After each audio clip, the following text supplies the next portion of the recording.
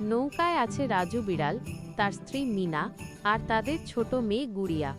তিনজনই খুব খুশি। গুড়িয়া নাচছে আর মিনা সবাইকে খাবার দিচ্ছে।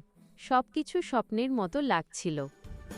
হঠাৎ নৌকায় একটি সুন্দর আর স্টাইলিশ বিড়াল আসে। রাজুর চোখ তার দিকেই আটকে যায়। তার মনে লোভ জন্ম নেয়।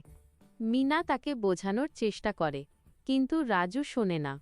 হঠাৎ করেই সে মিনাকে সমুদ্রে ধাক্কা মারে। ছপাক! মিনা সমুদ্রে পড়ে যায়। গুড়িয়া চিৎকার করে ওঠে, মার! সে লাফ দিতে যাচ্ছিল, কিন্তু রাজু তাকে ধরে ফেলে আর অন্য বিড়ালের সঙ্গে হাসতে থাকে। গুড়িয়া নৌকার এক কোণে বসে কাঁদতে থাকে। কিন্তু মিনা মারা যায়নি। কোনোভাবে সে বেঁচে যায়।